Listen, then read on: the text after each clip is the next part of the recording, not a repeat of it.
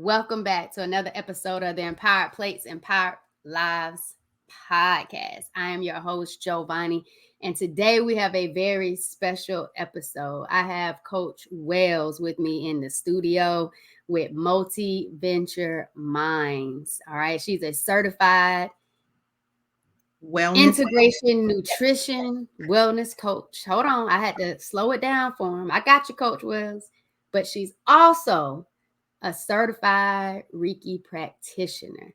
All right. So just because she's a wellness coach, her specialty is in mindset. And I love it because the three pillars of Empowered Plates, Empowered Lives is one, healthy mindset, two, intuitive, mindful eating, and three, movement, moving that body. So today, y'all, we have a special treat with Coach Wells in the building. But before we dive into this episode, you know what time it is. Vibe with me, y'all. Welcome to the Empowered Plates, Empowered Lives podcast. Oh, I know. Okay. Hold on. You weren't ready. You weren't ready for the beat, Coach Wells. I wasn't ready. Feeling today? I am feeling amazing. And thank you. I have been looking forward to this podcast all week because this is my passion. Like, this is my absolute passion. So I am so excited that you invited me on your podcast. It's an Thank you so much. Pleasure to have you. I met Coach Wells when we took a 5-day Take Your Mindset Pro challenge. And at that point, we knew that we were already pros. We were qualified to do what it is that we were doing. And it was just a beautiful experience for us to level up our mindset and our passion to just go out here and be ourselves and empower other people. So it's an absolute pleasure to have you on the show today on Empowered Plates, Empowered Lives podcast. You ready to get into it? Yes, let's do it. Let's go. First question I have. Yes. What has been the most challenging obstacle you have faced in your life that your mindset brought you through? Ooh. The most challenging obstacle you have life is, I would say, being a mother. That is that's huge, and it is a challenge. So I have 3 children. I have 2 adult boys and 1, daughter, which is underaged. But my most difficult time was letting go of, my boys when they got older. That was difficult for me to handle. And that was, I can say, the most difficult time I had in my adult life. So as a mom, what did you have to do when it came to that time of letting your kids go? What was the mindset like? What did you have to actually focus on? What was the thoughts, the beliefs, the feelings that you had to really address in order to say, hey, I got to address these things so I can healthily and peacefully let them go out into this world? Absolutely. You know what I had to do? I had to work on myself. So it really wasn't about them, right? If I say I'm a great mom and, I have a great husband and we're great parents, then I did my job, right? To the best, or we did our job to the best of my ability, right? So I had to go within myself and find out, what is that fear all about? So I had to do that self-work, that personal development that, as well, that we all have to do. But yeah, I had to. So that personal development, you think in personal development. So yes. what are some of those aspects of personal development that people should consider when they're saying, you know what? I hear you, Coach Wells. I got to focus on me. I got to work on me. What are those personal development attributes or characteristics should people consider when they start working on themselves? First and foremost, I always say diet and nutrition is up there, right? And exercise. I know it sounds cliche, but when you are exercising and your mind is getting the endorphins and all the good chemicals that it needs, you can think clearer, So I always say change diet first. But the other thing is definitely exercising. I became very clear when I started to exercise every day. And I was on a run one day and I had like a well, like I know a lot of people who exercise and run, they really don't talk about this, but there is a time where you cry, right? There's a built up emotion, right? So I got that thing because I was exercising so hard that day and the emotions were bubbling up but it gave me time to release, right? It just to release whatever that was on me. And I told myself that I would always make myself first. My children are not first. My husband's not first. Your job is not first. It's me. And because if I take care of me, then everybody else will get the overflow.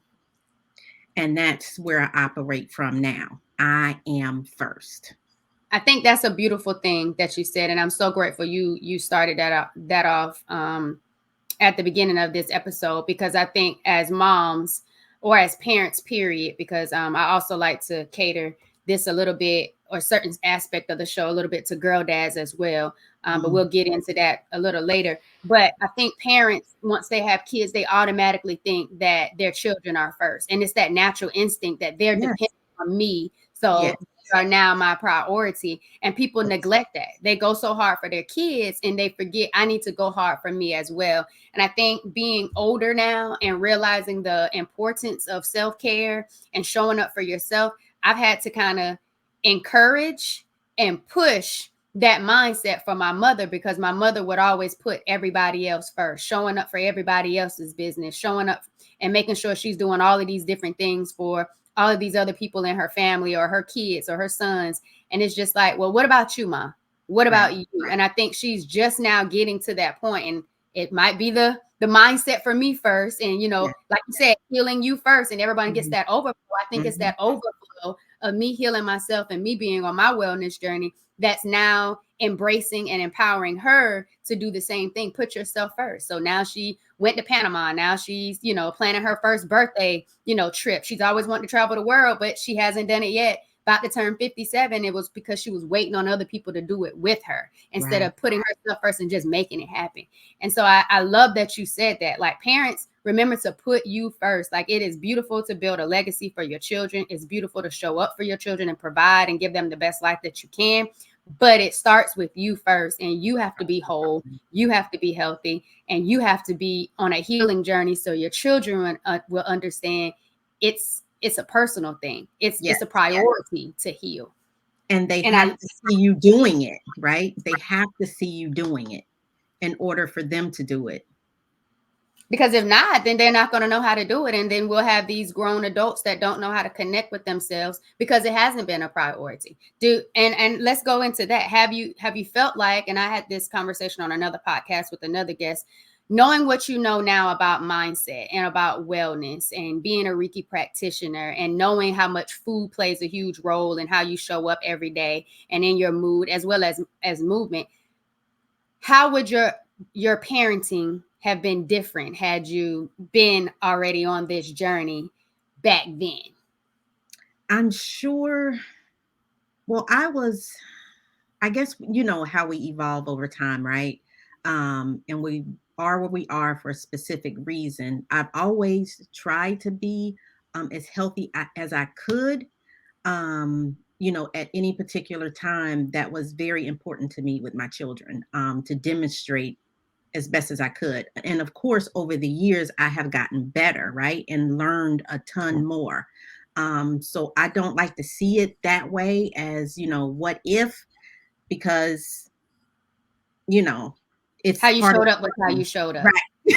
Right. And it So, wasn't bad, but I'm just saying, right. like, to think about those who are raising kids now at an Yeah. age that are still Yeah. under, like, your boys are already gone. Like, what Exactly. ways can you empower And them in how to make those connections, knowing what you know now? oh my gosh. So, like right now, if you have the chance with little children or children under age, they will know no different, right? It's just, I mean, and I absolutely love this because they need to see it demonstrated. They have to see their parents doing the thing and making sure they are a priority, and just teaching what, you know, and what vegetables have what vitamins, or, making it a subject, helping, um, cooking together, right? Making it, a family thing. And that makes it more exciting for them to try new foods and things of that sort. But yes, it's so important for our kids to know this and know that our parents value their own health and wellness. So, yeah, getting straight and understanding mindset, and it occurs in the home, because they're not going to teach this in school, and they're not going to learn this absolutely in the doctor's office, or seeing the nurse. They don't they don't teach this. It's something that parents have to, we have to do it for ourselves and Agreed. for our families. And I think you hit on something very, very important in what you just said. It has to be valued. And so many Mhm. times we think about principles and we think about values that we instill in our children, and health and wellness has to be a value. It has to be a priority. You talked about foods and preparing foods. I love seeing Black content creators making specific foods and videos with their children, and saying what fruit, vegetables, and different creative plant-based options they're giving their children, that their children are loving. Because like you said, children know no different. And They it's love it. easy for people to say, well, when I was a child, I had all of these things, or I ate all of these things. And that's fine. But as you grow up and you start to know more and you learn better things about what you're actually consuming, mindset wise, your mental diet, your physical diet, and I don't really care to use the diet word. I just like to look at Yes. lifestyle. The more you continue to evolve your lifestyle, the more you want your children to be a part of the lifestyle that you're involving in, because you want them to live in abundance. You want them to minimize the precursors or the disparities that overlay your family and your life Yes. and your health. So we're Yes. trying to reverse these things, so then that way your child never has to experience this. So it's a Yes. generational health It's a movement more than it is a wealth, because you got to have the health in order to experience the wealth. So I love that you absolutely. get on Yeah. value on that. Yeah. But it was And I something can you said about food. Oh, go ahead. and speaking to the pain part, I was a kid who saw my father suffering, or suffered through diabetes. So Mm, I was a child that experienced that. And I believe that's why I am who I am today, because I saw how sick he was, right? I saw the insulin bottles and the wounds that didn't heal, and mm. being a little caregiver, not having him like I thought I should have had, um, because he was always sick, in and out of the hospital. So, because of that reason, I believe that that was why I became, just so interested in health and wellness. I can remember being young and looking up recipes for him, saying, "Hey, look, this aloe juice," and this was I remember that. I remember that. And back in the Was day, he it was like, receptive of that? I'm Was he sorry. receptive of that? Was he receptive of He that allergy? was. He That's was. He good. he was. And, it's just that I felt the pain. We lost him early, so I was in my early 20s when he passed away. But, for a while, I was angry because, he didn't take good care of himself. This was preventable, and I had to chalk it up as he just didn't know, right? It's just something that he was not aware of. But I wanna make sure that people know that these diseases and things that we are suffering from, a lot of times we can overcome them with the proper diet, again, proper mindset, and just proper education, period, and I just taking agree. care of ourselves. Yes. I agree wholeheartedly. And and that's the whole reason why we even have this space of empowered plates and empowered lives, because we just want people to be empowered to take that control back from over Mhm. whatever diagnosis that they've been diagnosed with, because there's still so much more power we have within our own choices to Yes. overcome and manage symptoms. And I just I hope that our missions together are able to really help people even within this conversation. Absolutely. Because like you said, diabetes can be reversed. And Mhm. sometimes people get a diagnosis and they just leave that diagnosis as where it is and allows it to define them versus saying, oh, this is what it is. Now, what can I do to reverse this? What can I do to manage these symptoms? What can I change within myself, within my lifestyle to start living better? And it's going to take time. It's not going to happen tomorrow. It's not Absolutely. going to happen within the next empowered plate you decide to choose of more fruits and vegetables. It's going to take time because remember, it took years to get you to where you are right now with this diagnosis. It's going to take time to reverse it, but you will start to see results. If not in the first month, the second month, you can start to reverse chronic illness. You can do this. So if you can hear us, you Yes, can do this. absolutely. So I wanted Absolutely. to talk to you about the food because you started talking about vegetables and fruits when you're talking about with children. What foods do you believe are very important to that helps people with their mindset? What types of Leafy fruits and vegetables? leafy greens, my favorite. So that's why I love green. I love the color green. So it's leafy greens. Oh my gosh. Like that is to me one of the most important vegetables that we can eat to overcome illness and to become healthy. Any way we can get them down. I know in the beginning I would just mix them up in a smoothie and throw in a banana just so I could get it down, until I built a palate. That was in the beginning, but that is one of the most important vegetables that we can put into our bodies. And that's important too. You hit a key point because we're not expecting you to just love plants and vegetables if that's Right. not what you've been normally consuming. You have to Mhm. build up your palate and you have Mhm. to find foods that are good to you and create those right combinations of ingredients to where it's enjoyable Right. and it's going to be nourishing to your body because That's that I think sometimes people see juice recipes or smoothie recipes and they have all of these nutritional benefits and then they go to drink it and they be like, oh, this is nasty, I'm not doing this, and they reverse right back into what they do like and what they're comfortable for because they haven't created that palate for it. I'm a huge person on I'm not going to just drink celery juice.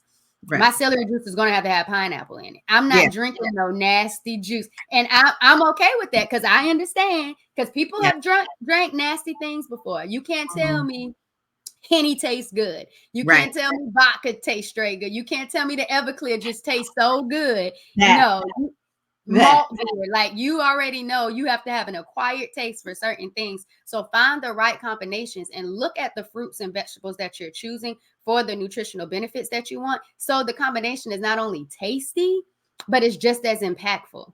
And I think that's the whole point, but it's a journey. You're not going to find the best recipe guide that's going to have every single thing on it that you're going to absolutely love. It is still your journey. Like you still have to navigate this thing. But leafy absolutely. greens, I love that you said that. That was a great way to let them know that they can get it in by just doing a smoothie. Just Yeah. get your leafy vegetables in with banana. What's another way you like cooked vegetables? Cooked greens. What's your favorite cooked green dish?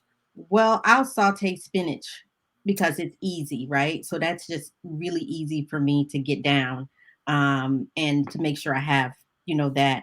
The other thing, another way, is like kale. So sometimes I won't cook it, but I will put like a vinaigrette on it and then let it sit for a little bit so it can like naturally tenderize it.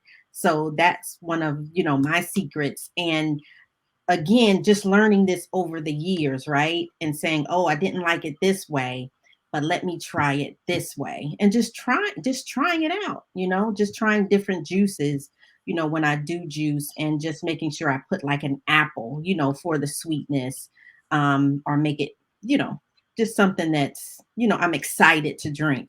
But yeah, so that would be two ways that I will do greens. I love cabbage. Oh my gosh, I love cabbage. Girl, sauteing Sometimes I feel like cabbage doesn't love me the way it likes to come out, but girl. I love me some good cabbage too. I didn't. Is it just me, or you experiencing the Well, same? at times. It Now takes. I Oh, okay. will make a salad. Well, I call it an Asian salad. Okay. So if you shave your cabbage like really thin, and then I put an Asian type of I think It's like a ginger dressing, okay? And then I'll put sunflower seeds in that, girl, and carrots. Girl, You got my and mouth sometimes watering. I'll put pepper flakes in it to give it a little spice because I like spice. But So that cabbage just doesn't mess you up as much as just regular cabbage. no, no, no, Okay. Because no. I've had my uncle, I think it was 2 years ago for Thanksgiving, we did cabbage steaks for Okay. Thanksgiving, and that the cabbage steaks were really, really, really good. I Uh-huh. saw a recipe that I think I'm gonna try out soon that was like cabbage rolls, and Okay. those Mm. look really, girl. Did they I might steam have them? to. Was it steamed or? It just looks so good. I don't know how they did it. I don't know how they did. I haven't tried it yet, but Yeah, it was good, good, yeah, like yeah, good, good. yeah. So I will let you know how that goes. But I saw a recipe for those cabbage rolls, and it looked amazing. So, but thank you for giving them some ideas on how to get in those Yeah, green leafy vegetables to help them with their mindset, that food that helps them absolutely. with that mood. It goes. So, what is conscious eating? What is conscious eating? Because I know you are an Yeah, integrative yeah. nutrition wellness coach. What is conscious So eating? conscious eating is being aware of what you're eating, right? So we live in a very busy society, right? The way we live, it makes it very easy to go to a fast food restaurant and just pick up something so we can have it, right? Just, out of convenience.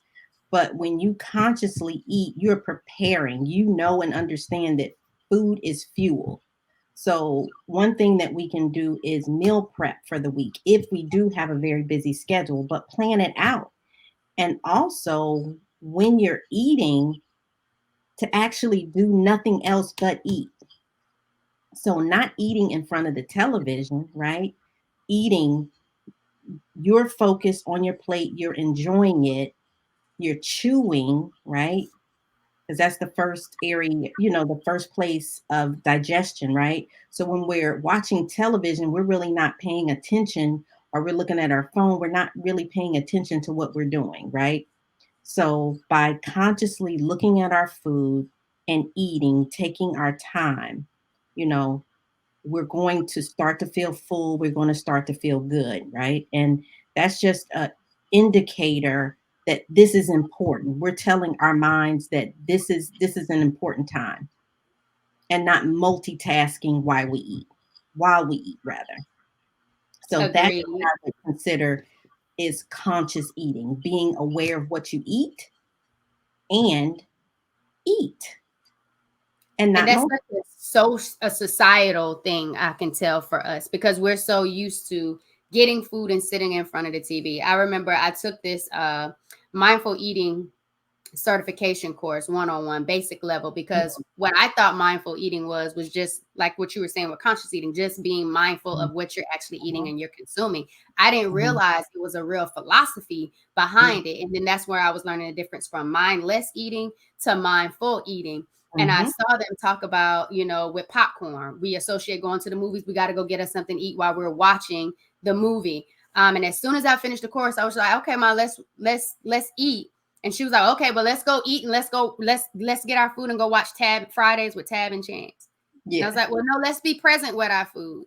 And she was just like, yeah, okay, got the food. And then she plugged the TV back on. I was just like, well, I guess you don't want to be Yeah. mindful and practice Yeah. this activity. You really want to watch TV. And so she's just trained to be eating and watching TV so she can be entertained, taking that break from the Right. computer, from work, and trying to put her focus on something else that's either entertaining or, thought provoking, instead of just being present with that food, enjoying it, and just kind of talking about that food, or just really chewing it. And I saw something where it says, chew your food for like 20 seconds, like Yeah. really chew your food and allow Mhm. your body to really be a part and engage in that experience. And I Yeah. think we're in such a rush culture, and we're just so ready for something else to distract us. We Right. don't want to pay attention to our plate. We don't want to pay attention to the foods we're eating. We're not programmed to Yeah. do that. And I Yeah. think we should really start slowing that down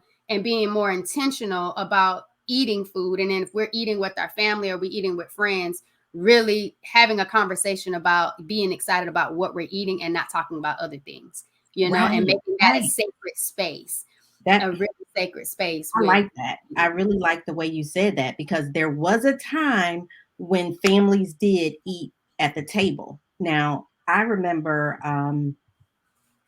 when I grew up, and this was in the early 80s, we ate at the table as a family. So everybody came to the table, and there was five of us, five kids, two parents, and we were all at the table and we ate. I'm not going to say it was perfect as far as conversation, but we had that we had that time understood. to eat, right? And there was no distraction because there wasn't a television in our kitchen. But now I can see to where, how I evolved, as, being a parent and being busy and, you know, having all these luxuries in your home and you have the television there. So I have had that. And I can't say that I didn't do that today, but it is something that we do have to work on, because nobody's perfect. We're not perfect, but just getting Agreed. ourselves out of that mindset if we want to be truly healthy, right? Because that is just making that connection. I am not a big proponent of television, but I will glance up at the TV when I'm eating. That's one way that I do. So, yeah, I got to work on that one. Understood. And when you said, growing up, you had to sit at the table as a family, I remember that as well. I remember my cousins and I sitting at the table, eating breakfast before having to go catch the bus for school. I know sitting at the table when it's time to eat dinner. But what came to mind when you said that wasn't necessarily not watching TV. It was you can't leave the table until you finished all your food. And Sure. so for me, it made me think about when we overeat and not listening to your body cues, your hunger cues that said, when I'm full and I don't want anything else. No, Right, you couldn't get up if you didn't finish all your food. There wasn't this culture that said, oh, you're full. You right, can leave it there, go, go do whatever else you have to do. And when you're ready to eat again, come back to it. Your food will still be there. right, It it, right. it wasn't that type of thing. So now culturally, as we or how we've been conditioned as we get older is I gotta eat my whole plate or I gotta eat all of this. Or I know this is not gonna taste good if I take the rest of this home and try to warm it up later. I need to eat all of it right now. And so now we've gotten into this space where we're okay with overeating, which doesn't help with healthy weight management, and it doesn't help with diabetes, obesity, and other things that people are suffering with that comes with chronic illness, because we're not, again, listening to our body, paying attention Yeah, to our hunger cues. And we're so focused on eating everything that we already put on our plate because we don't want to put it back or we don't want to come back to it later. I'm not going to want to eat this later. I'm going to be right, done with it. And so I right. don't want to waste it. So let me just keep eating and keep eating. And I think sometimes we don't pay attention to that aspect of conscious No. eating or mindful eating as well. But that's just Yeah. kind of what came to mind when you talked And about that. also, I like to add to that because, I don't know about your parents, but my mother and father grew up very poor. So having a lack of food, they had to, that was all they were going to get. It was very limited, right? If they got meat, I mean, that was like a special occasion. So, when we came along as children and we weren't poor, but to finish your plate, it was huge to make sure you ate all your food. So that's coming from like a lack mindset. They want to make sure that you eat all your food and have more than enough and fix a lot of rice, right, to make you full, or potatoes and things like that that are unhealthy, but not realizing that those may be unhealthy habits that we're giving to our children. Agree. And I know growing up in the South, from South Carolina, rice was with every meal. And I didn't Mhm. realize that it wasn't customary to have rice with every meal until I moved to Texas. And one of my friends from college was like, why do y'all eat rice with every single meal? And it was just like, don't we all? You don't eat rice with everything? Like, Mhm. even Mhm. when it came to school, like at the country kitchen line, more than likely, we had rice in the country Mhm. kitchen line too. Like we always had rice. And I never thought about it as it being, we want to make sure you're full. You want to Right. make sure that whatever you're eating, you don't feel like you're lacking Right. anything else, that where you're still hungry or you go someplace else and you asking for food. We Right. want you to be full so you're not asking for other things additionally down That's the road, or exactly when we right. go someplace else. We want you full. Right. We want Right. you. And now that I know about white rice, I'm thinking like, oh my goodness, like had I known white rice had no nutritional value, it's causing all of these different, health disparity issues. It's just like, can we get all the white rice out of here? It's just like, okay, white rice is not good. Throw it away. Yeah. Yeah. I'm It's like, just whoa, I had no idea. Did right. when how how old were you when you found out white rice was just horrible? Girl, in my 20s, Okay. that A lot found earlier out. than I Yeah. did. Yeah.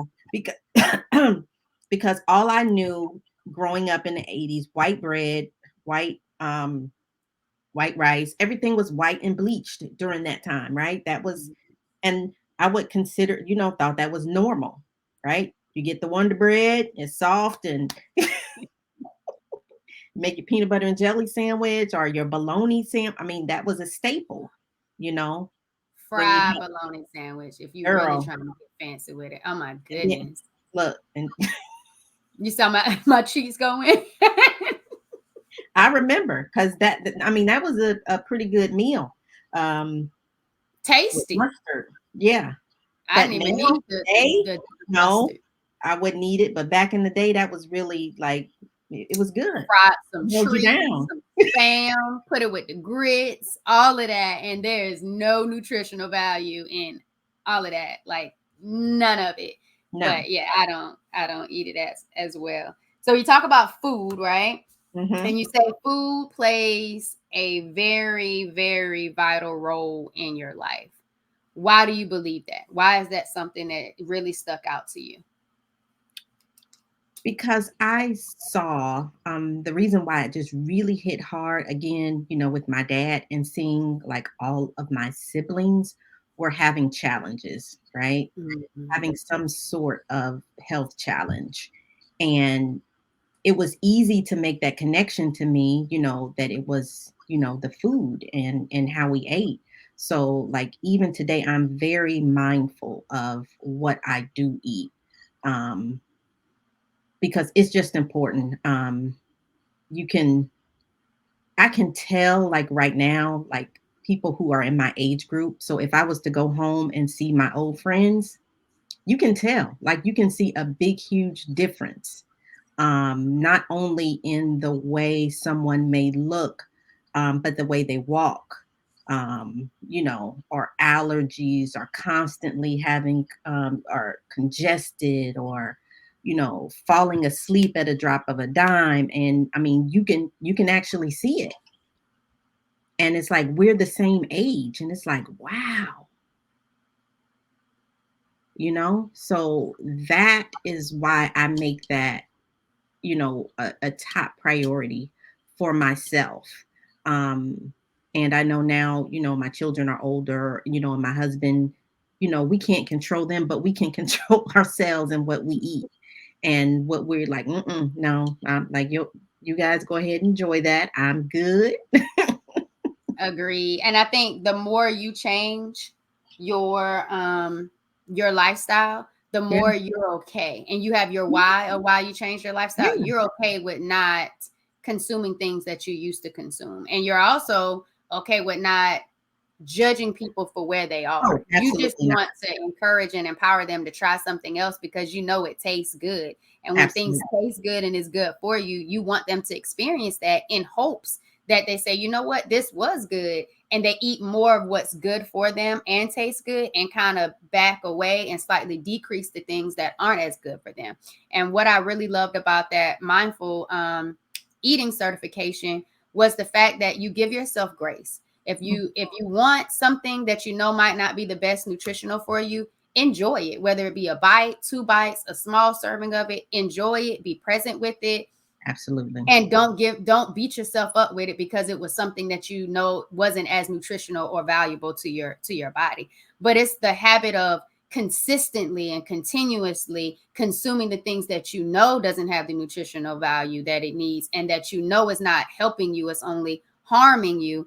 And I think, what, like you said, you can see people not doing Mhm. well, But the crazy thing about it is you can't see on the inside what's not going on. So you might look good on the outside, or you might feel like you're fine, or you might feel like you're moving enough the way you want to move, but you don't really know what's going on in your body if you're not getting your regular testing done, or if you're not being intentional about how you're detoxing or treating your blood, and all the different organs in your body through what you're eating or how you're moving every single day. And I think when I got diagnosed with stage 4 endometriosis, and I had all of these cysts on my ovaries and all of these different organs, I thought I was good. I thought I looked good. I thought I was healthy.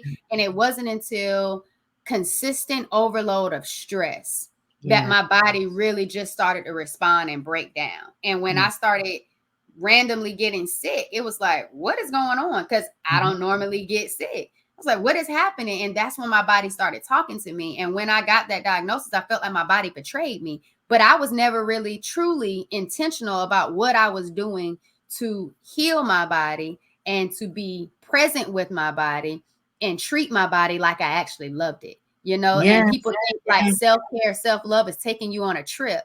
No, it's a little bit more deeper than that. It's really like, how are you really making choices that benefit you, the whole you, holistically you? And when we get into that, I kind of want to talk about what led you to getting this health and wellness certification in 2014. It was just like healing myself most of all, but I wanted to end a legacy of, I guess, disease for my family. That was just really huge for me. I was working on myself, doing my exercises and all the good stuff that comes along with it, learning new recipes, experimenting with being a vegan, and that's just what I wanted to do. So I wanted to help more people. So that was the reason why I got my certification. And I'm glad I did, because it did help me to really understand like the mind body connection, because it's easy to, like you say, go on a diet, right? But what a diet really is what you eat on a daily basis and how you care for yourself, and your body being like a temple, right? That saying is really true. We have to treat our body like a temple. Certain things I won't watch on TV because it's like, nope, I'm not doing it, just because I know where my mind goes, and I'm not even going to subject it to that today, not today. And there are other days I can, I'm good. But knowing, like I won't even allow myself to be around certain people just because I know they are not good for me. This is the same thing with food. But yeah, I wanted to take it there. I wanted to go a little bit deeper in my knowledge base to help more people to find whatever their healing is. You know what I'm saying? So that was the reason why And I that's did. beautiful. And I think what you hit on about legacy was like what really propelled me into getting serious and more intentional in this space. Seeing family members, struggle with heart disease, diabetes, thyroid issues.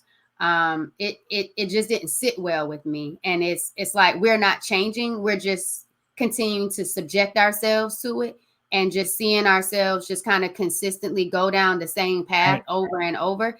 And it was just like, no, I want to take this disparity plague off of my family. I want to create a blueprint for those who are interested and aware, and they want to make changes, and they don't want to kind of follow in the same type of patterns or the lifestyle or the diets that others have been making. I want to reverse that for my family. I want a legacy of generational health.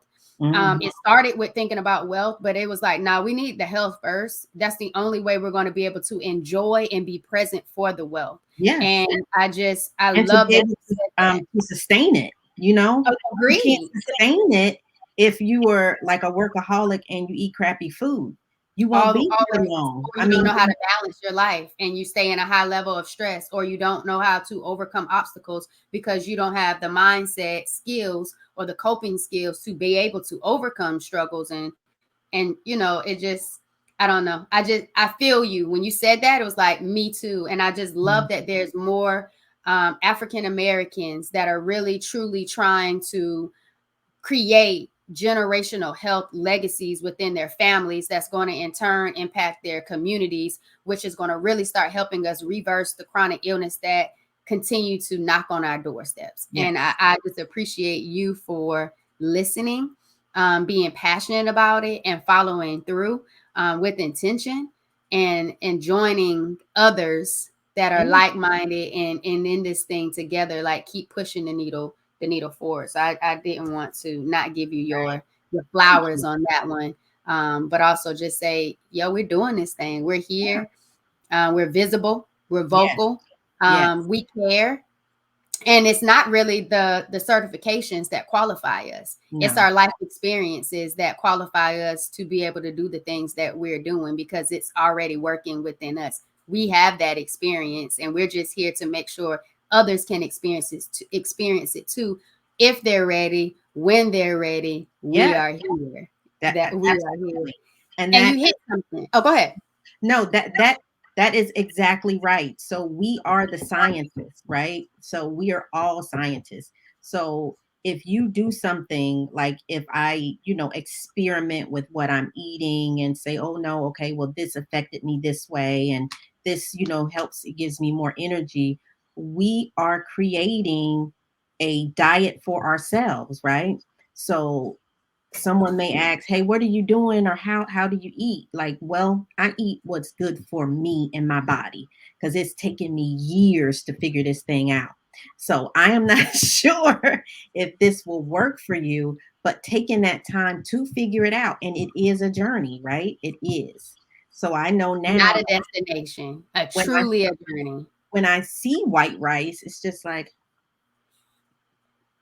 nah, because I don't want to suffer the consequences that will come later, which is that crash, you know? And for me, it's more so like I've had white rice for how many 30 something years of my life. I don't think I'm gonna miss it. I know exactly what it tastes like. I've Yes. experienced it enough. Let me try some other things. Mhm. But you said something. Oh, you said something. I lost my thought. It I was messed you something up. you I'm sorry. said. No, no, we vibing. We vibing. Oh, about it works for you, and you're figuring out what works for you, and that's the key point for me when I talk about this healing journey. I'm saying what works for me, and the whole Mhm. purpose of having other people in this conversation and other people in this space is for you can hear what is working for other people.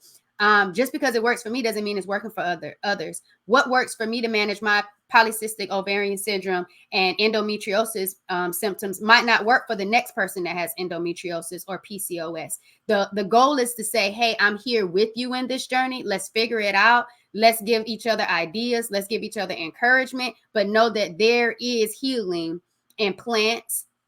There's healing in whole foods. We just have to find the right ones that work for us. We have to be intentional about it, and we have to be mindful of what we're paying attention to.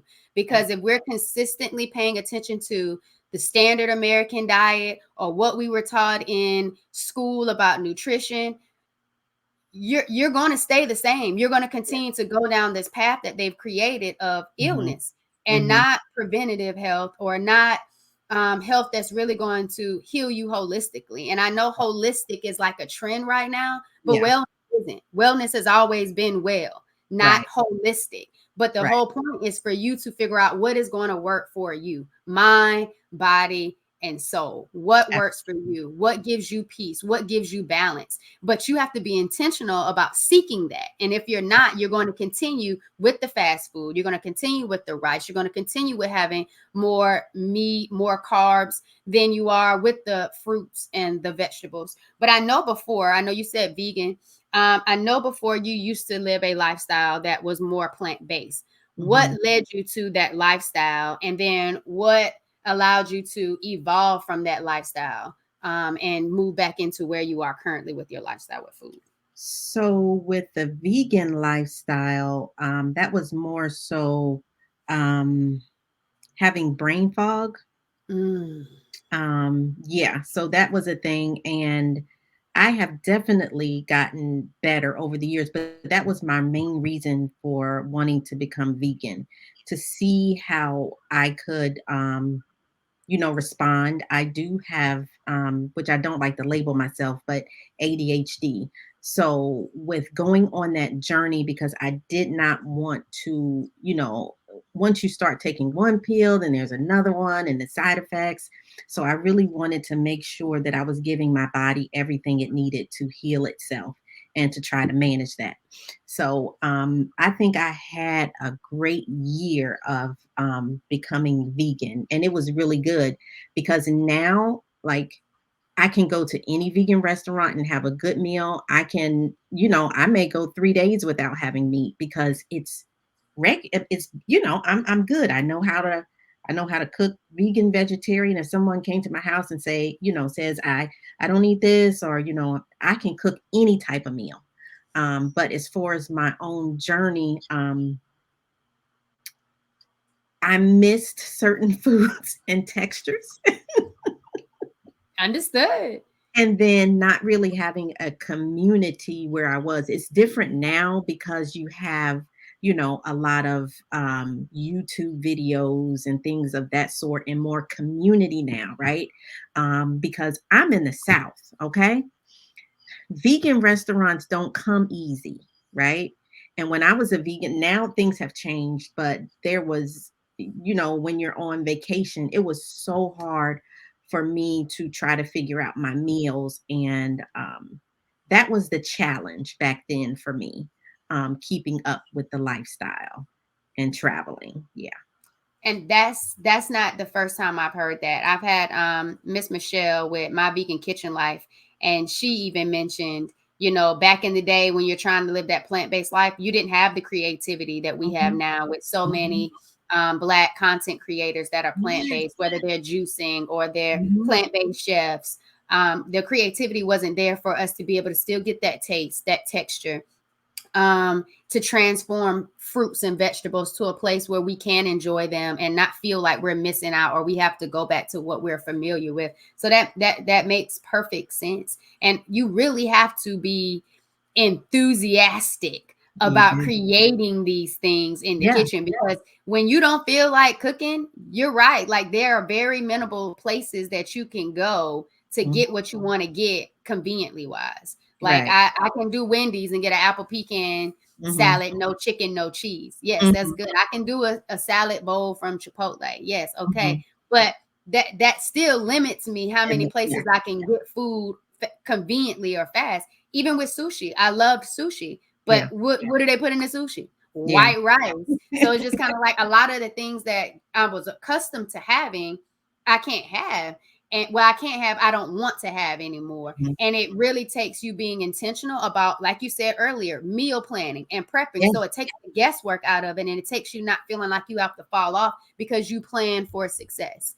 You right, plan to make sure you had something to eat. So you can't say, well, I don't got nothing to eat, because right. you didn't prepare anything or you don't have extra funds to go buy it, because most of the time the plant-based food is more expensive than getting the chicken and the Yeah, rice and the you're right. macaroni. You know what Mhm, I'm saying? mhm, mhm. Yes, ma'am.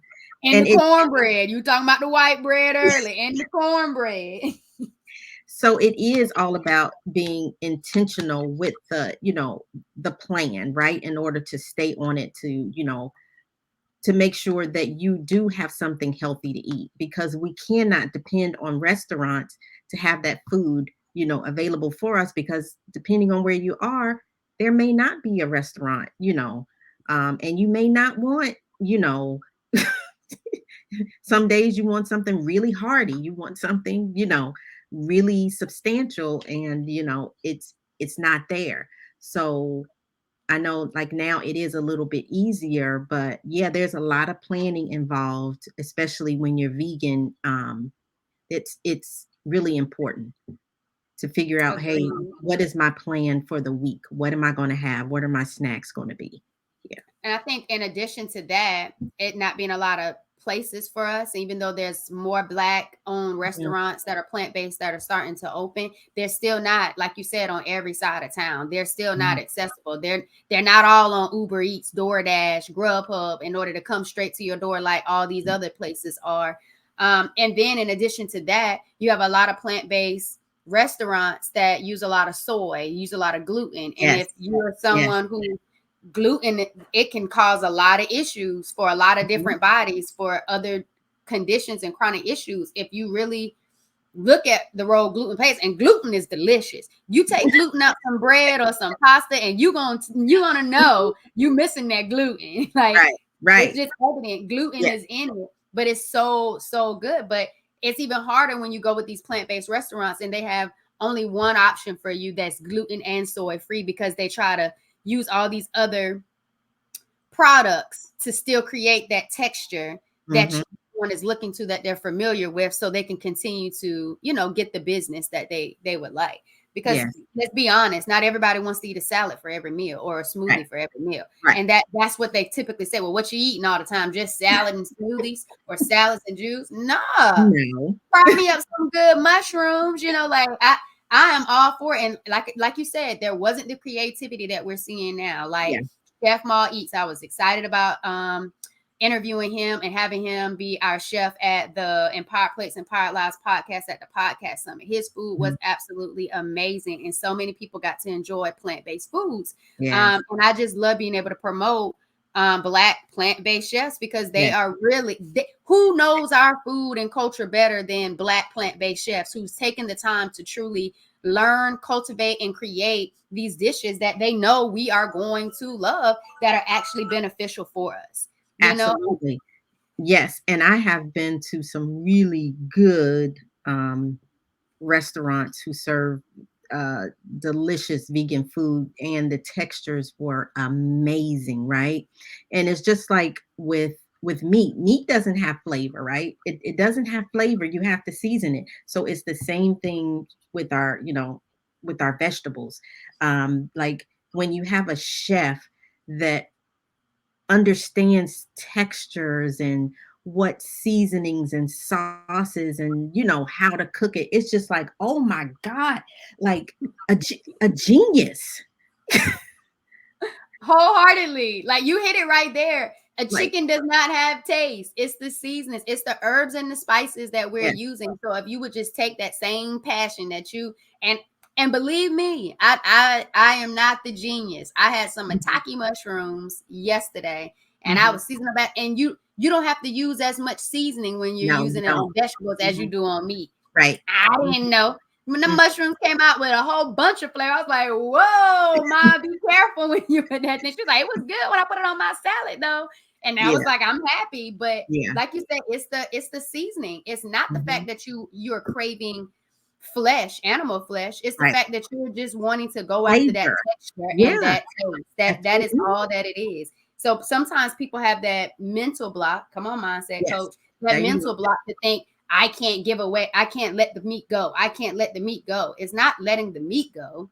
Mhm. It's letting the idea that you The need the meat idea. go, and still taking that same love you have for food and transforming it more into your plants and your vegetables. So that way that food that you know is going to taste good is going to be good for you over Mhm. time as you Over continue to time. grow Yes. that palate. Because it's Yes. not going to happen the first It's time you go up in there no, it's not. tasting It some takes fried time. chicken mushroom or fried mushrooms Yes. that are seasoned like chicken. And you be like, nah, I Mhm. don't taste like no chicken that tastes like mushroom, because it is a Right. mushroom. I didn't Right. want you to think that it wasn't. Right. It Right. just is mimicking the same prep, or almost the same similar prep as you would frying chicken. Instead, you're frying the mushroom. And I got to get some of this eggplant that is prepared like fried fish, because that looks so good Oh, on wow. social media. That or those banana blossoms. So I got to get me a Oh, plant-based chef to experience that, because man, when you I tell you gotta that thing looks so good on the screen, I gotta on look the that screen, up. I'm just trying to tell you. I gotta But look it up. we were talking about, and like I said, I was diagnosed with stage 4 endometriosis, PCOS, and at my time of my surgery, they also removed 2 fibroids. Have Mm. you experienced any Oh, history yes. with fibroids as well? Yes, yes. I didn't know that I had fibroids until I was pregnant. And so Okay. because we really don't know, right? So until, we had an ultrasound and then that's when I found out. And then I began and when you go to I can only say my experience. Right. They said that they will usually shrink up and don't worry about them. Mm. But being the person who I am, I did my research, right? And I'm just like, you know what? Like, and just listening to other women and about their issues with fibroids and the culprit, which is the sugar and the dairy, and and that's what it's feeding off of. And just understanding that and knowing that, no. Okay. So I have to shrink this thing. Like I have to do it on my own because they didn't offer anything. And that's one thing that, I said to myself, being young, I know, well, when I was younger, it's like I want to be able to have because I had a lot of friends who had hysterectomies. So that was a thing, like really young, right? In Mm. their 30s having hysterectomies. And they were, just that was the catch all, right? If you have fibroids and, you're bleeding, they suggest a hysterectomy. And I'm like, no, no, I'm not doing that. I already know where this is going to lead. So I have to do something, for myself. So yeah, and that's another reason why I take care of my body. And I try my best to eat the right food because of that. Because like everybody that I know has had an issue with fibroids. I know a lot of people that have issues with fibroids before I even knew that I had 2 fibroids or that I Mhm. was even suffering from PCOS or endometriosis. I heard more information about fibroids. And I think I'm glad you said that. There's 2 things that you said, and I didn't want to cut you Mhm. off. One was the research. Mhm. And I had another episode with one of my Sarahs, Miss Karen, and the diagnosis that she was getting, she went back and she did her research. Or and not only did she do her research, she would find books and she would read more to get a better understanding of how this diagnosis came about. So then that way she could do her due diligence Yes. of addressing it within her own power and not just trusting the healthcare system to treat her and Mhm. guide her journey through healing. And I think that is a very, very, very important thing that we cannot just let slide under the rug. It's No. getting a diagnosis and just leaving it up to the doctor to manage and treat your health. I Mhm. think we have to really understand that we have so much more power in our healing than just allowing a healthcare professional to diagnose us and leave it all into their hands. When you Mhm. researched it and you found out that these fibroids were feeding off of sugar and dairy, then you Mhm. already know I need to eliminate the sugar and the dairy. It's what you know. Absolutely. It's power. Mhm. The power is not in what you know. It's applying what you know. It's taking that knowledge that you have and saying, okay, now I'm about to be intentional about being intentional. I am now going to take the dairy and the sugar out and see how my body feels, see how my body responds. And like I said, it's not taking it out for a day, taking it Yeah. out for a week, taking it out Mhm. for 30 days. It's being intentional to consistently take it out so your body can respond because your body has been feeding on this year after year after year after year. And so I love the fact that you say research. If you're diagnosed with something, research it, figure out the cause, and see what naturally or holistically you can do to help heal your own body. I'm not saying don't take the medicine. You do what's best for you. Like you said, surgery. If surgery was best for some people and it really helped them out to where they could have a better quality of life when they choose to have that hysterectomy, we're not saying don't have the surgery. We're saying do what's best for you. But for some of us, we're not going that drastic if we don't have to, if all it has to do is change what I'm putting in my mouth. And that that's just at the end of the day, that was the choices that we made when it came Right. to the diagnosis. And I needed to have my surgery so I can know for sure this is what you're suspecting. Let's make sure it's really endo. And he didn't realize it was as bad as it was until he went in. So I was grateful to have the Yeah. surgery. But like you said, I'm not going to be pressured into having a hysterectomy just because I know there's a hormonal imbalance and there's all these different things that's going on in my body. No, I'm going to just make sure that I'm being intentional on what I'm eating to minimize whatever causes those things to grow, increase, and spread. So Right. I just really love that you talked about your diet changes that you needed to make, or how Hmm. you need to be intentional about what you were consuming in Yes. regards to your lifestyle to address that, but also the research, because that was beautiful. And I didn't want anyone to miss the gems that you really just dropped that could potentially be life-saving for a lot of people. And sometimes we don't hear it enough. And people think that they just have to trust the healthcare system with whatever it is that they're saying, and they're not doing it because doctors don't have enough time to educate you on every single thing.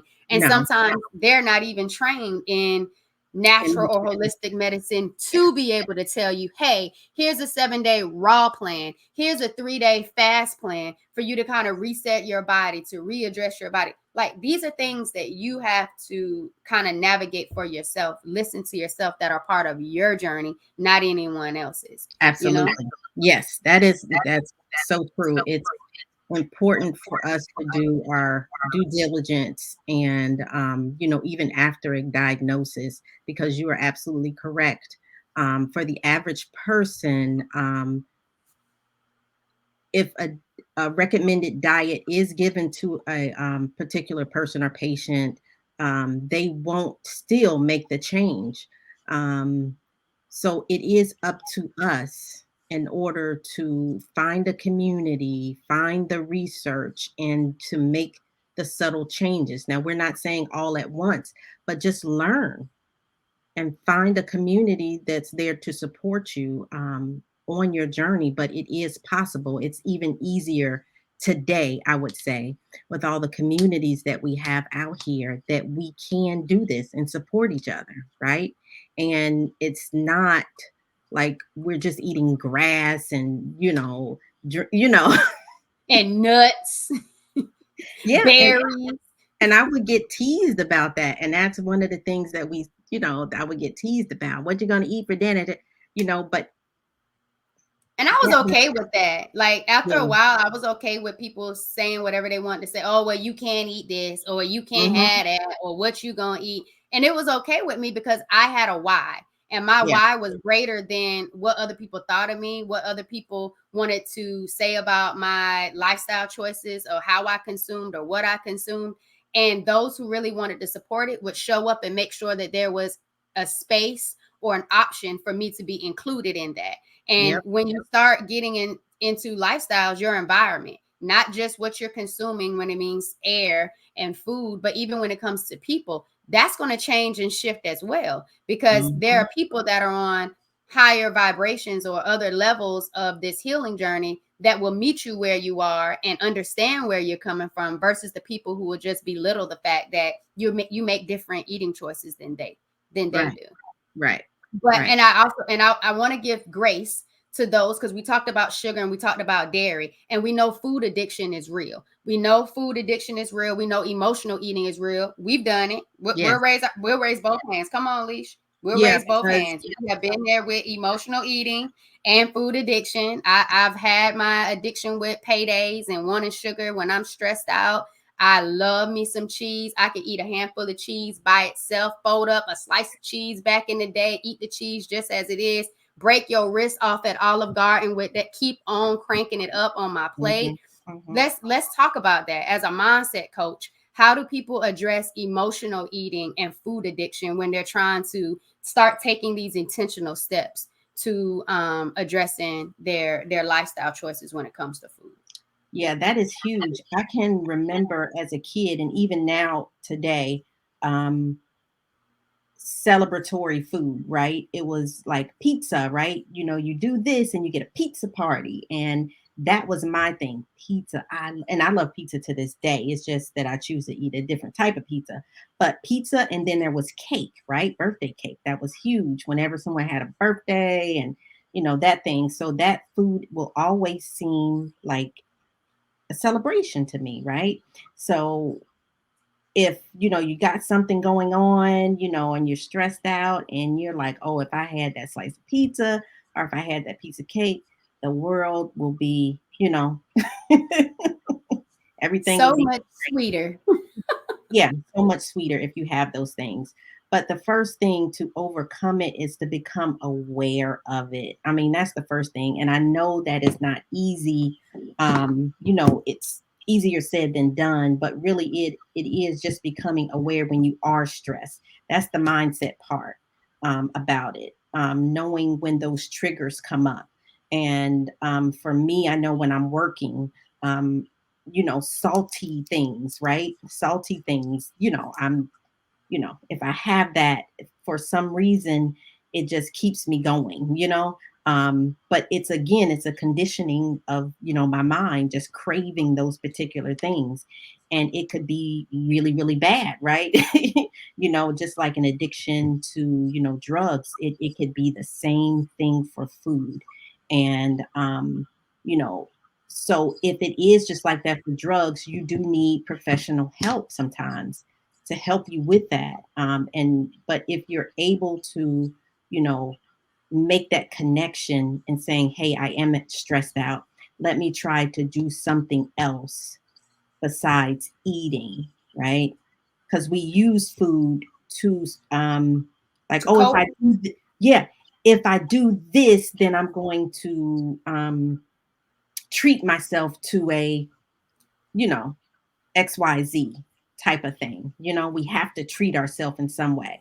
And finding another way to treat ourselves is a good thing. I know when I exercise and or I overcome like a certain hurdle, I'll say I'll buy myself a new outfit, instead of saying so a new athleisure outfit, like I will do that instead of, saying, hey, I'm going to have that big slice of pizza or I'm going to have, that big burger or whatever. Just, you know, shifting it to something else to reward ourselves.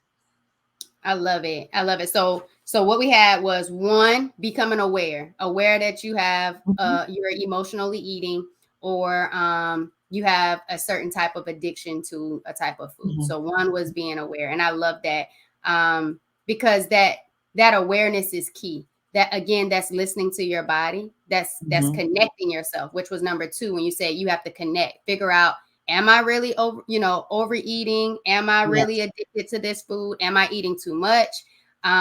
So connecting with yourself, that's key. And then the third one you said was finding alternative ways to treating yourself. And that Yes. was brilliant. Like, I've never heard anyone use that one before. It's finding alternative ways to treatment, because we used to do that. Like, even in school, kids are expecting candy or a snack or a Yeah. treat. Back when I Mhm. was in school and we had to read, I was excited about getting that Pizza Hut coupon to where I could say on Fridays, when that's the typical day you want to eat out because it's the end of the week, no one really Yeah. wants to cook on a Friday. Right.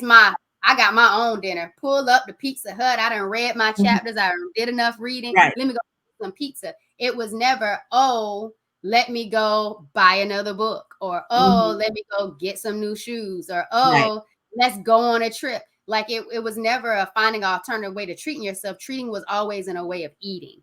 When we go Yeah. trick or treating, they don't give out other things other than candy. Like, it's Right. it's food things again. Like, Right. you don't, in the houses that don't and give something else, it's like, well, what y'all doing? Why y'all doing something different? What are you trying to instill? But it's just that culture shift. But Yeah. I love I love those ways that people can address food addictions and emotional eating. But like you said, if it is a real serious issue, that's nothing that a health coach can help you with. That's a doctor, a professional. That is where the line is drawn in a field. You really have to go get the proper support you need with that eating disorder, Mhm. to properly get diagnosed and get the treatment that you need. But know that there is still, like you said, a space, a community, groups where you can get the empowerment and the support that you need in order to support you on that journey. And you have to find the right one that works for you, because Yes. it could be with multi-venture minds, it could be with Empower Plates, Empowered Lives, it could be Mhm. with Take Your Mindset Pro, it could be Yes. with Be Your Goals Fitness, it can be with so many different places and with people. But you have to find what aligns with you and where you feel comfortable enough to grow. Absolutely. But like I said, I just mentioned it, multi-venture mindset. Why mindset coaching? We done got into the food, but now why mindset coaching, Coach Well? Because it's a part, It's everything. Like everything is about mindset. Anytime you want to make a change, anytime you want to go in a different direction or a different level, we have to understand where we are at the current moment and where we want to go. And in order to do that, we have to find out, what do you believe? Like, what do you know as truth? And let's unravel that, right? And that's just a part of the mindset, right? Not to say a person is right or wrong, but let's figure this thing out together.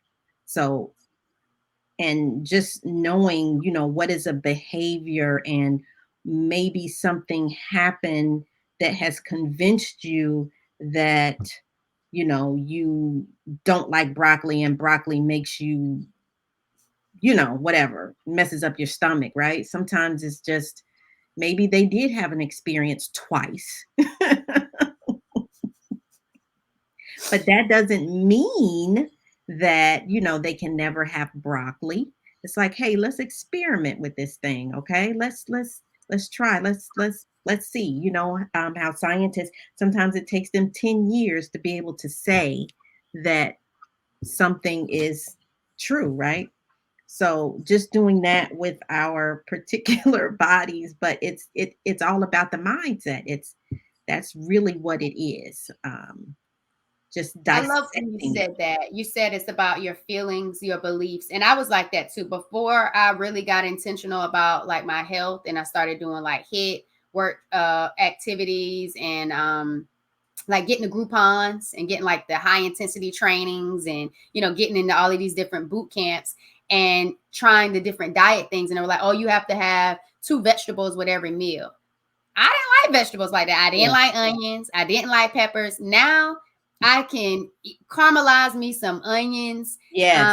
grill me some good onions, some peppers, because it was a texture thing for me at first. So, and as a child, it was, I don't want that. Scrape the Mhm, onions off that mhm, McDonald's mhm, cheeseburger. I said no mhm. tomato. You got a tomato juice or seed still on my lettuce, and they say just take it out. It messes up the whole thing for Yeah. me. Like I don't Yeah. do tomatoes like Yeah. that. Mhm. But it's like you said, it can change. It could just be one experience or 2 experiences. And I think people take an experience and they blow it up and make it this bigger thing than what it has to be. And they cast it over their life as if it's this big belief. But we know that beliefs, thoughts, and feelings can all change. That your reality on thoughts, feelings, and beliefs can change. And that's all that mindset is your thoughts, beliefs, and your feelings. And when you take your thoughts, feelings, and beliefs and you apply them and you see how they lead into a certain outcome, and if you don't like that outcome, you get to change your thoughts, feelings, and your beliefs after that if the outcome didn't align to what it is that you wanted. And like you said, everything starts with mindset. How Yeah. you show up every single day is based on the mindset you have, the thoughts you have about yourself, the feelings you have about yourself, the belief you have about yourself. And that can always change like this. It can. You have the power to change the way you see yourself, to Yeah. change the way you love yourself, to change the way you care for yourself. It doesn't take a lot of poking and private. It doesn't take you a 7-day church revival for you to address your mindset. Like that just becomes you being intentional with who you are Mhm, and who you want to be. And mhm. again, that's just one choice after the next choice about your thoughts, your feelings, and your beliefs. And so I think it's beautiful that you decided to go this mindset route, because that is legitly the first step to really going down this path of either improving yourself or Mhm. even improving your health and how you show up or just your simple well-being. So Yes. I am grateful that you chose this specialty in wellness, because mindset is key. And Mhm, when you have a depressed state of mind, mhm. your thoughts, your feelings, and belief need to be addressed. And you have to get those coping skills in order for you to overcome them. Obstacles were created to overcome. I'll say it Yeah. again. Mhm, Obstacles were created for you to overcome. You just mhm. have to find the right coping skills to get there. And it's not for you to find them out. You have people like Coach Alycia Wells. We Mhm, got Coach mhm. Lucky. We got Coach Brent. There's Yes. so many mindset coaches that are out there that we need more. We need more Right. mindset coaches Absolutely. with Mhm. more visibility, with more results to show people the importance of mindset. And which is why healthy mindset is like one of the pillars, because if your mind isn't there, your body can't be there. No. Yeah, that's And absolutely right. And we are in control of our lives. Like, we are in control. And once we realize that, we will be in a better place. Our bodies like to be comfortable and to stick with the same routine, but we can override that with the way that we think. And I'm not saying, we're trying for perfection, because we'll never be perfect, but Agreed. there's something that we can change, or um, to just to figure out that there's a different way to do things, right? It's not just a one narrow way and this is the only way. Right. It's not.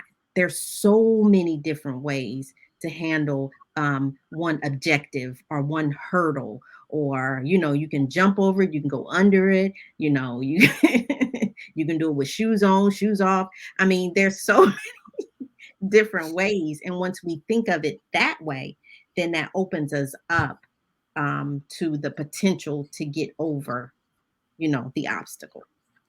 Agreed. Wholeheartedly. What would be some ways that people can start adjusting and addressing their mindset? Just simple, everyday things that people could possibly start their day off in order to Mhm, get that proper mindset in alignment, in order for mhm. them to have a overcoming day, in the Yeah. words of my line sister Marcy. Like, you are an overcomer, so I want you to have an Mhm. overcoming day or overcoming week. What are those things that you think people need to address before they really start their day to make sure it is one that they can overcome? Yes. So one of the first things I say is have a routine, especially in the morning. Some people may like a morning routine and someone may like an evening routine. So I'll leave it up to the person.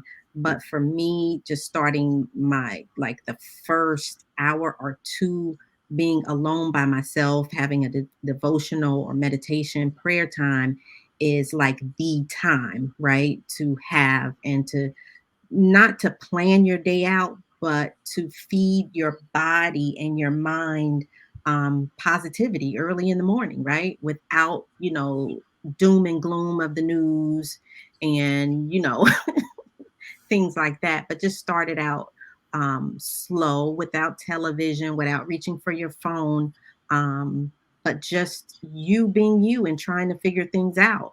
And making decisions, like, say, okay, if I do get upset today or if I feel stressed out, I'm going to be totally aware of how I feel, right? Not trying, because a lot of times we try to avoid it, right? Hmm. We try to For avoid. whatever reason. So Mhm. I guess probably to hold on to that peace, of a sense Yeah. of peace. I don't want it to break my peace, so I'm just going to try Mhm. to avoid feeling what I'm Mhm. feeling. Mhm. But just understanding how you are feeling. If you do come, to, and we all do, we all experience it. And one of the things is to ultimately to lean into it instead of, trying Falling to back out of it. avoid it, right? Because we're going to learn from that experience if we lean through it and be okay with being uncomfortable. It's okay, right? I always remind myself that I'm not in any danger or fear. I mean, well, I am not in any danger, so I should not be fearing my emotions. They are part of me, right? That's But beautiful. sometimes our body gets it wrong. My body may think that, from prehistoric times, or, way, when we were hunter and gatherers, it's fearful, right? Before it was, of tigers and bears and, whatever else was going on back then. And now it's not so. So I remind myself that I'm safe. I'm okay. I'm going to ride this out. I do feel uncomfortable and wait for it to pass, because it will pass. I love it. I love it. And the goal, I think, is to not feel like you have to be comfortable. Because Yes. if you're comfortable, then you're not changing, you're not Not evolving, you're growing. not growing. And I think there needs to be more emphasis on being uncomfortable so people can really get excited about embracing challenges, because it allows them to be a better version of themselves as soon as they overcome that obstacle. So I love that you said that, because I think in today's society, and like you said before, we don't teach it in school about, mental health and about mindset. We try to emphasize affirmations, and then I have to remind students when friendships don't go the way that they go, and that's something that's really major for them in that middle school age. Is, who are you though? Yeah. What matters what other people say? And if they don't want to be your friend anymore, that's their loss. Do you know how Mhm, amazing you are? Do you mhm. know everything that you bring to the table? Like, and when you really have to empower them with that, they have this fear of not being included. They have this fear of not being accepted. And it's like, that's a feeling, that's an emotion, and I get it wholeheartly. But I Right. want you to love you a whole lot more than you're fearing other people not wanting you to be around.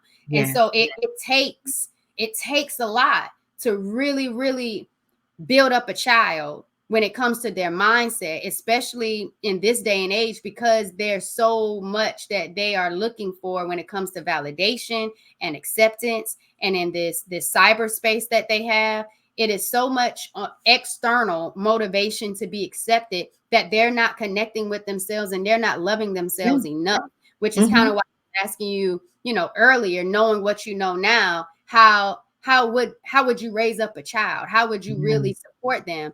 And you don't want children suffering from low self-esteem. You don't want them to not feel loved and cared for, and you definitely don't want them fearing their feelings. Mhm, That, you know mhm. what I'm saying? You Yeah. just caught that. You Yeah. don't want them fearing their feelings, because like you said, that is you. Your feelings are still you, and those Mhm. feelings can change once Right. you change how you see yourself and what you Yes. believe about yourself. Those Mhm. feelings can change, because feelings are fickle. They're not Right. factual. Right. They're not factual Absolutely. at all. They come and go. They do. But speaking of that, when my feelings, and I was taking on a lot of the overwhelmingness of getting this diagnosis, being in a pandemic, being in the house by myself, trying to heal, after this surgery in March of 2020, and the world kind of just shut down, and you have to be with yourself. And we know a lot of people said anxiety was high, Yeah. depression was high. When having surgery and knowing all of these different things are going on in your body, and that's news to you. I had a friend, Dre, in London, and she started to help me with managing my stress by playing musical instruments. And it Mhm. was soothing for me. And it wasn't the good in-person experience, because she's all the way in London. I'm getting these sound waves through the Mhm. phone, Right. you know? And this is when I'm first experiencing Reiki, right? Mhm. And you're a certified Reiki Yes. practitioner. Yes. What I had no idea about it. Mhm. None whatsoever. But now I know another one of my PCOS sisters, she goes to a place for sound healing and Reiki Yes. here in Dallas. I've never experienced it in person, but my line sister, Tammy, she's Mm. gotten into it a little bit more and she's talked about it. I haven't heard a lot of people talk about Reiki, but Uh-huh. I feel like it's definitely a space for more people to get into it and expose us to it, because there's some real good healing that Yes. can come from Yes. Reiki. Can you break down Reiki for me just a little bit, and then go into why you chose the route to, become a Reiki practitioner? Yes, because I believe in different healing modalities, right? We all have the power to heal ourselves. That's that's it. And when I mean heal, that we are caring for our bodies, right? It's easy for us to go to a doctor and to take a pill, but what if, like you mentioned, there's all types of different modalities, right? Sound therapy, who would ever know? Sound therapy, music therapy, just being touched or hugged, when you see a friend, and when we were shut in during the pandemic, that is healing. Sometimes, like we get our massage and someone's actually putting their hands on us. It's not just a massage. That's a healing taking place. You're getting, comfort and pleasure, and it's making you feel good, right? So Reiki is one of those things. As a kid, I've always felt energy, right? So like it could be so thick in the air that I can actually feel like like a fog in the room from like energy or people. So that has always been my thing. And when I got into health and wellness, I thought this would also be, good to, research, right? For people who have ailments and they haven't gotten any relief you know, um, from treatments or, anything like that. So that's why I got into, Reiki. And Reiki is basically just being an intuit or of energy and being able to feel. And actually, when you're doing Reiki, you don't even touch the person, right? So, and just being intuitive is another one of those things of getting a feeling and letting whatever is in the person or in that body go through me and pass away, right? It just goes. Um, so it does get a lot deeper than that.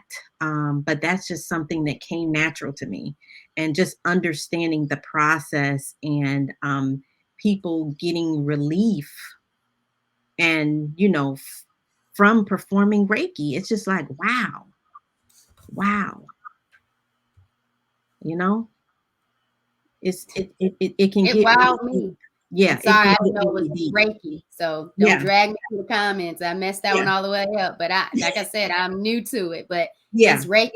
But I didn't realize how powerful it was. And Hmm. like you said before, like it's just the sound waves, not even being touched. And she's Hmm. all the way in London, and I'm in Jacksonville, and I'm just listening through the phone, through Hmm. WhatsApp, and she's just going in on these instruments, and I'm just like, this just feels so good. And I think it just felt so good because I was able to be still, and I was Right. able to just feel and just relief and just calm myself. And I think a lot of times we don't realize how much tension we just hold on to Hmm. Hmm. because we're so go, go, go. And we're thinking about all these things that we need to get done. But like you said, just getting the massage, like got my hair done yesterday. That Yeah, massage at the wash bowl about took me out. Like yeah. I was just like, well, how many times can I come back just to get my Hmm. scalp massage? Like that's a whole nother thing. But to That's just be still and hmm. just relax and release and just like it was legit healing. It was Yeah. healing for my hair, my locks, and all of that energy that you already carry in your hair. It was like, let me release this. Like it's been Hmm. going on and on and on. But I just Hmm. love that you felt this Reiki vibe since Hmm. you were a child. And Yeah. I love, like you said, that there's so many different healing modalities, and it's Yes. not in a pill bottle that you can pick up for Walgreens or CVS. And that's what I'm loving that we're starting to see and hear more about, because there's so many options for people to explore throughout their journey. Hmm. Exactly. And it has to be with a trusted person too, Yes. because we also know that it can be some people who say they do certain things, and Absolutely. And it that's can mess up a totally another, different experience. Go ahead, talk about it. that is huge. Yeah, that is really big. Um, with, I guess if you, want to call people healers or people like, someone that does meditation or yeah, we do have to be careful with that. For me, um, I'm a very spiritual person, and I want to make sure that the person who's going to perform Reiki on me is like, have they did the work, you know? Do they meditate during the day? What is their spiritual practice? Are they a vegetarian? I mean, to be honest with you, I mean, and it may not be the right way to think, but I don't It's want your my way of Reiki thinking, though. practitioner to have McDonald's before they perform Reiki on me. Like that's not, And some no, people might not know. I yeah, didn't know that I need to know yeah, what you've been eating. What yeah, have you been consuming like, mindfully? What's yeah, your mental diet like? What's your yeah, physical yeah, diet like? What conversations were you having before you came into my appointment? What type of energy were you exactly, subjecting yourself to? right, Like I had no idea. So when you think about going to see a traditional doctor, we're looking at reviews, or we're yeah, checking to see if anybody else have, mhm, gone to that doctor, and we're mhm, checking to see what the results are.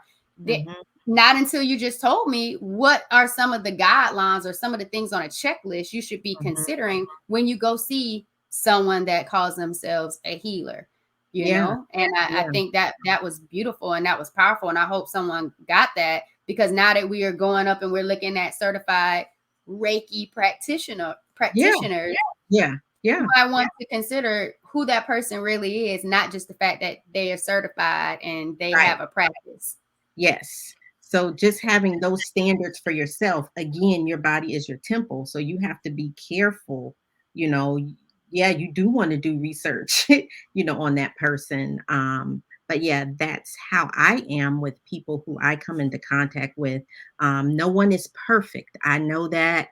We all know, I am not a perfect individual. I am looking for humans who strive the best of their ability to, to have some sort of,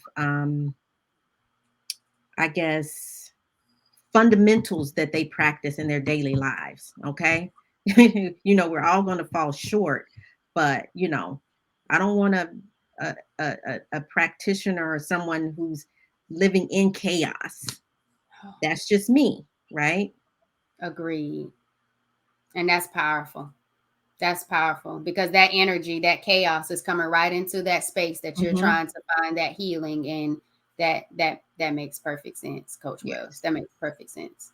All right. So we're going to get into the last few questions. Yes, ma'am. So one, are there any books that you would recommend for those who are just now starting on their healing journey, or they've already been intentional on their healing journey, but like to read and to get more knowledge on, different things that they could experience? Yeah, I do have, look, I probably got a bunch of them behind me, but one that I really love is a book by Bell Hooks. Let me see if I can get this on the camera. Look, Sisters of the Yam.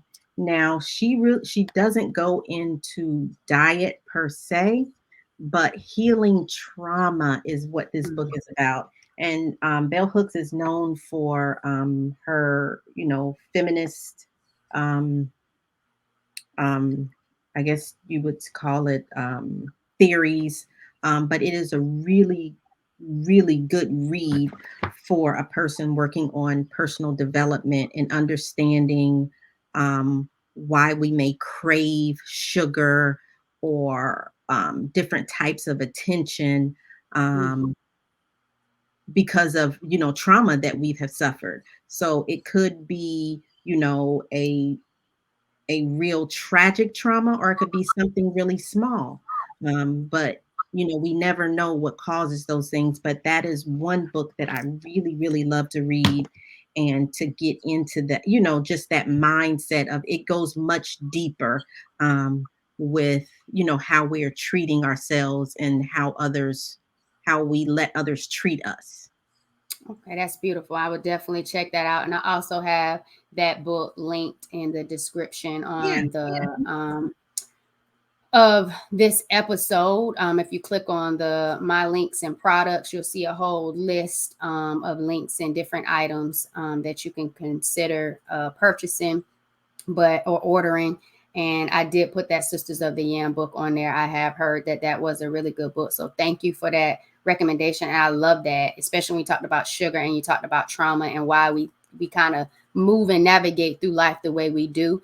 A lot of times we always want to put it on external forces and situations and people and experiences, versus really taking that time to self-reflect and figure out what in that situation has me thinking the way I'm thinking or moving the way I'm moving, and how I'm going about treating other people. So and then when you said attention seeking, that is a beautiful thing to consider as well when it comes to your own mindset and your own inflection of what is really happening. So thank you for that. This is a little question that I like to ask on every episode, and it's for girl dads. I've had 2 line sisters that passed away from cancer, and they both had a girl or girls that they have left behind as a legacy. And so we have these girl dads out here. What tips or suggestions do you have for girl dads when it comes to navigating menstrual health and talking regularly about menstrual health and supporting a healthy menstrual um, cycle for their girls as they mature through life.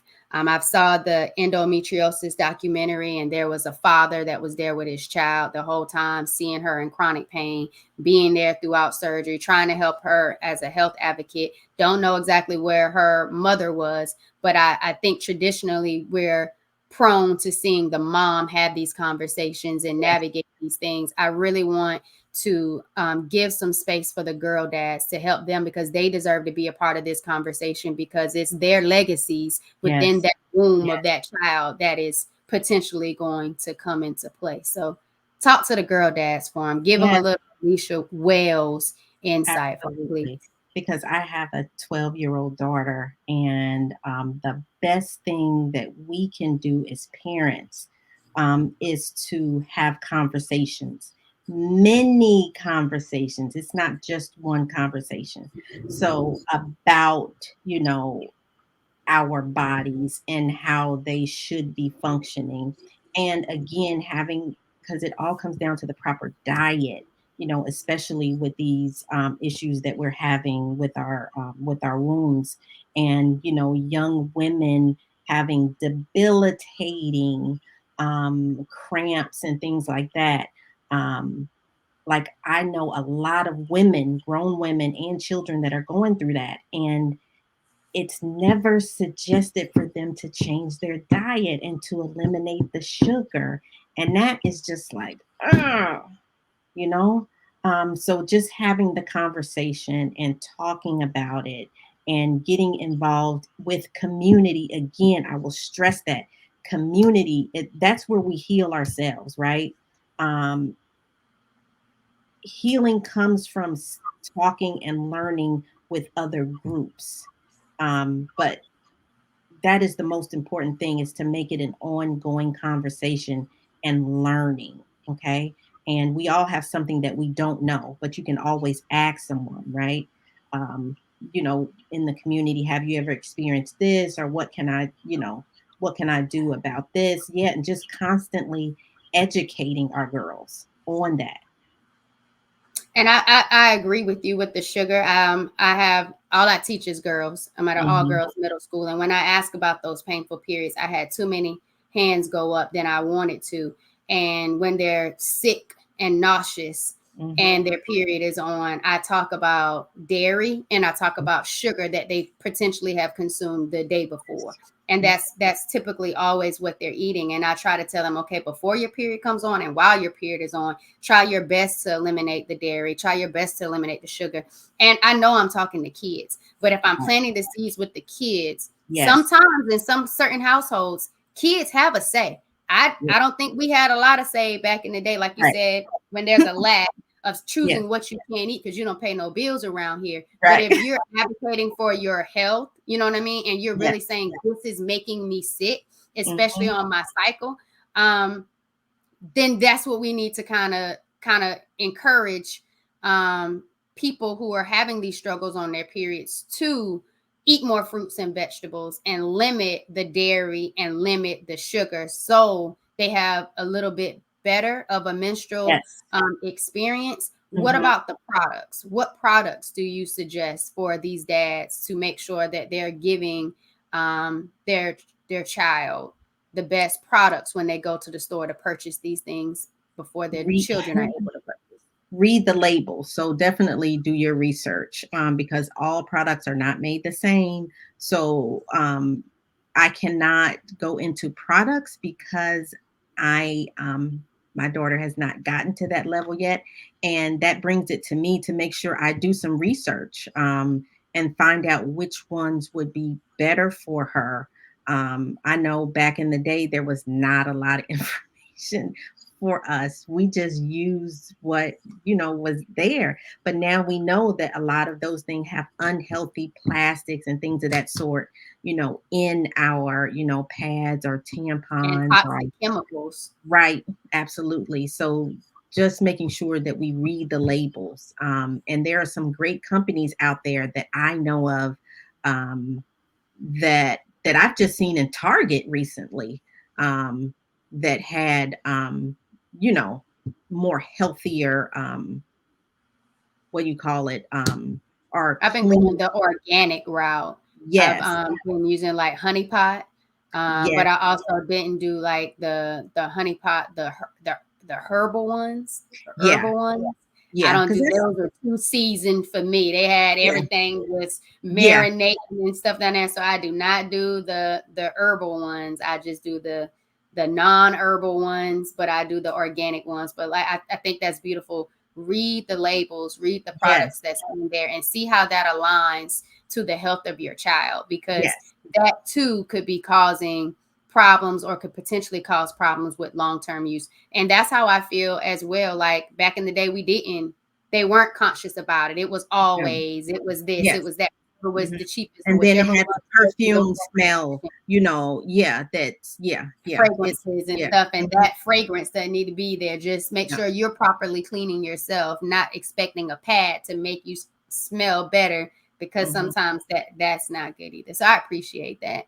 yeah. And I Last just question. wanted to add Oh, go ahead. something just in case. I have heard of this probably about 2 years ago, but Etsy now sells pads made out of fabric.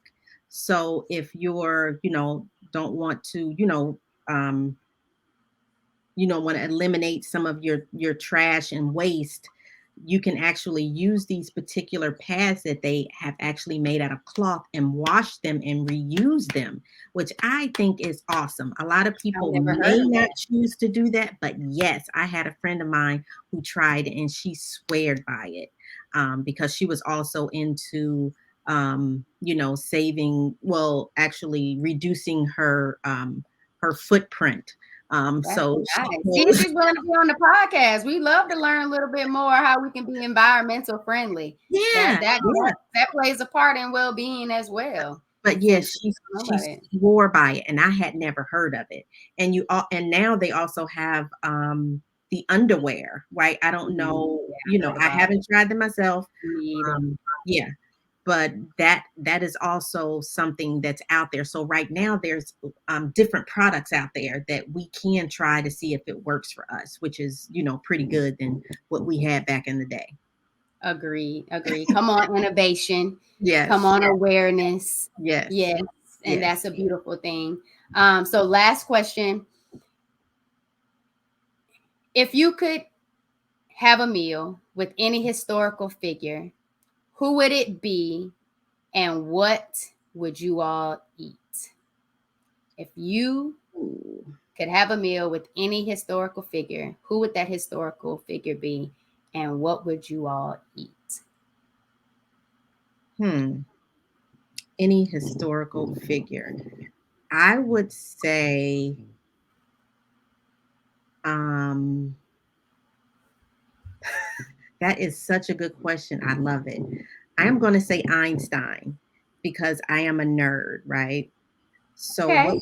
what would we eat? We would eat like the most beautiful salad. So like a salad full of, like, say, purple cabbage and green lettuce and peas, and like all the things, right? Like huge, just overflowing. That's what I'm thinking of. If I could have, if I could talk to anyone historically, that's what I would do. Have a huge salad and vibe, and we just talk and say, well, what Albert about Einstein. this? What about that? So you are picking Albert Einstein's brain over the most immaculate, Girl. overflowing bowl of a salad with all Mhm. of your favorite salad ingredients. What's your All- dressing? What's y'all dressing? Ooh, since I'm with Einstein, we would keep it simple and we would make our own vinaigrette, right? So we would make our own vinaigrette. We would probably do, let's see, lemon juice and a little, okay, that's my acidic. Then I would do olive oil, um, and just make it really simple. Maybe, some herbs, because you got to show out for Einstein. So that's what I would do, you Okay, know? I love it. I love it. Yes, Yeah, ma'am.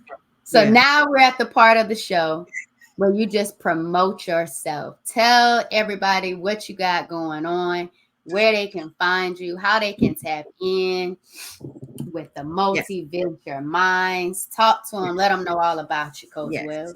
So I am very easy to find. My website is AlyciaWells.com, and I did that on purpose, right? Because you don't want to have everybody looking for you, this multi-venture minds, and that gets confusing. So that's the name of my business. However, AliciaWells.com. You can find me on Instagram as Coach Alycia Wells, and on most social media, that's what I go by, Coach Alycia Wells. I am a mindset coach. However, I mostly talk with entrepreneurs. So that is my thing, to where I help them, with their mindsets, and to create, a shift, right? Whatever that shift may be for them.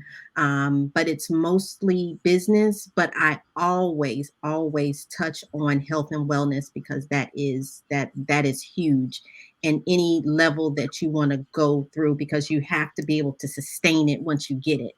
But yeah, that's really what I do, and it's my absolute passion. And the thing that I absolutely love to do is to sit across from a client, whether it be on the computer, and just ask questions, right? Just to be able to ask questions, and to get them to where they want to be, and to get them to really, you know, just say, yeah, why? Why do I do that? That's my thing. That's what I love. It's just what I do. And the thing is, I've done it my whole life. I just didn't know I was doing it. So I didn't know that's what I was doing, until I got my certification. But yeah, that's where you can find me, is AliciaWells.com. I will start up my webinars soon, which will be every Monday. I believe I will be doing them early afternoon, maybe 5 to 6. But if you would Eastern like Standard to, Time. Eastern Standard Time. Yes, Okay. Eastern Standard Time. So So they'll yes, know when you're launching the webinars if they're either following you on your so social they media can, yes, platforms or the they website. can, once they follow me on social media, or they can email me at MVM, which is Multi Venture Minds, MVM at AliciaWells.com.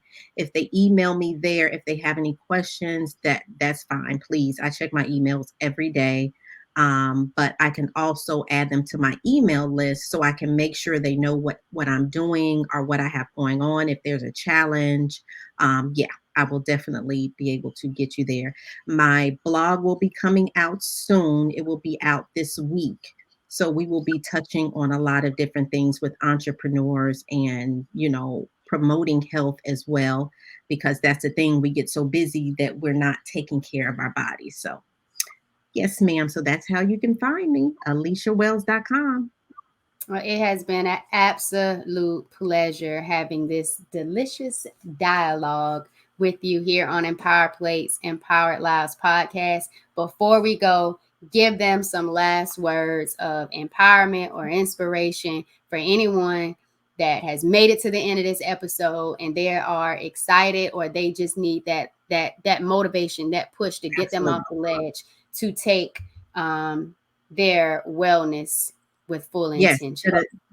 absolutely. I mean, that just got me hyped right there. And just know, being a nerd for this thing, like, I absolutely love it, but just knowing that there are no coincidences, right? There's no coincidence that you're on this podcast. And just know that, listen, and just start somewhere. Like, just start the journey. Okay, be in contact, find a group, find someone that, you know doesn't mind helping you, and offering you information, and want to see you to be successful on your journey, whatever that looks like for you. Okay, without judgment. That's the thing, without judgment. And I'm a big proponent for that, because in somewhere in our lives, we all need help, right? We all need help. So it's okay. It's okay. Let's just start. Let's just start today, right? Just making a better choice. Even if it's in the evening for you, you can finish your evening off with a nice cup of water, right? So the little things do matter, right? Just becoming aware matters. And that is a start. So don't think, that you can't change. You can, and you're never too old and you're never too young. So we do not speak that language. Well, I'm too old. It does not matter. You can start at any time. Agreed. That was beautiful. And I appreciate that. And just because you start and the next day doesn't go the way you wanted it to go, that doesn't mean you quit and you go back to doing what you were doing. You just keep going and you just keep making it another conscious decision to be intentional the next time you get that next opportunity. So give yourself grace on this journey. But like she Absolutely. said, just start it. Just start it Mhm. and just keep going. No matter what it looks like, no matter what it feels like, just keep showing up for you each and every day. That's right. Each and every day. But That's thank you all. Please make sure you like, comment, and subscribe if you're on YouTube and you watched our beautiful faces throughout this podcast. But if you are listening on an audio distribution platform, please give us a 5-star review and give us some comments. Let us know how you're liking it. Give us some ideas on what you want to hear more about. If you want Coach Wells to run it back and give us a little bit more on something, she'll probably be more than happy to come back because we absolutely. are here for not only ourselves, but for other people who are looking to be empowered on their healing journey. We love y'all. Be well. Be out.